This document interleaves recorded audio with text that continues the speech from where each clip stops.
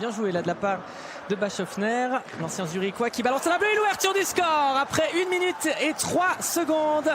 Premier but probablement de cette saison 2019-2020 et ça sera le Fautzug qui le marquera grâce à Johan Morand, le numéro 74 de la formation zougoise. Et c'est donc 1-0 pour le Fautzug contre le HC Ambri-Piotta ici à la patinoire de la Valachia. On revoit cette réussite, ça part d'un tir lointain à la ligne bleue. On était censé la revoir, du moins.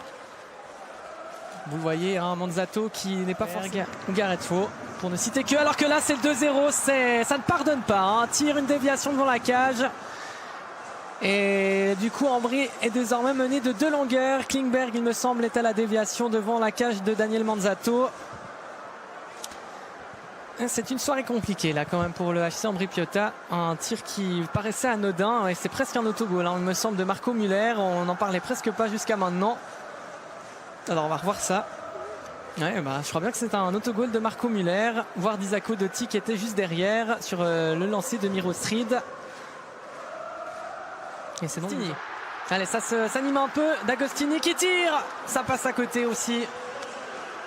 Marco Müller avec le puck devant la cage, la réduction du score, Matt D'Agostini avec cette réussite, la première côté d'Ambri-Piotta cette saison. C'est vrai que la défense zougoise a été totalement désorganisée là sur ce but. Et à 13 minutes et 6 secondes de la fin de ce deuxième tiers, le HC Ambri-Piotta peut revenir à une longueur de le Fautzug. Bien, très bon travail hein, de Elias Bianchi là, qui n'a pas tenté sa chance et qui a vu l'arrivée de Matt D'Agostini dans son dos. 2 gardiens étrangers du côté de la direction sportive tessinoise, avec quelqu'un qu'on connaît déjà assez bien en Suisse puisqu'il a joué avec... alors que là on a 3 de Saint-Hilaire.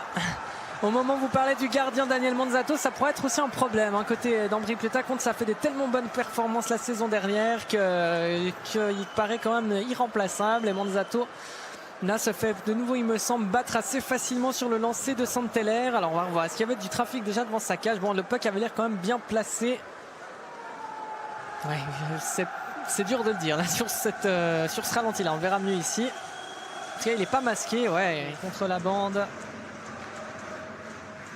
Les dégagements interdits concédés par le Fautzug. Là, c'est une séquence assez étrange hein, qu'on a aperçue.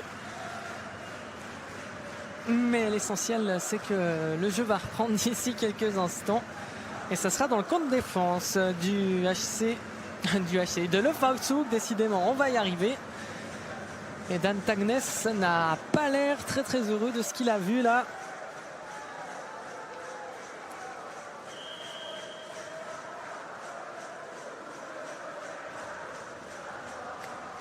L'entraîneur norvégien de cette équipe de Zug qui avait succédé à Harold Kreis, Dan Tagnes.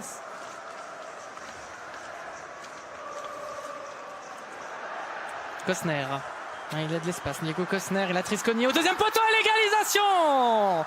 Ambri-Piotta qui rentre très bien dans ce 3e tiers et qui peut égaliser après 44 secondes précisément par Diego Cosner. Qui l'eût cru? Au moment où les Zougois menaient 2-0 puis 3-1 sans vraiment forcer. Mais en partant dans un faux rythme, la formation de Dan Tagnes s'est retrouvée dans une situation pas forcément idéale. Et tout le mérite revient aux Tessinois qui donc égalisent. Ça passe en retrait. On installe avec Hoffman. Hoffman qui tente sa chance. Oh, qu'est-ce que c'est beau! Grégory Hoffman pour son premier but sous le maillot zougois en championnat. Et c'est donc 4-3 pour Zug.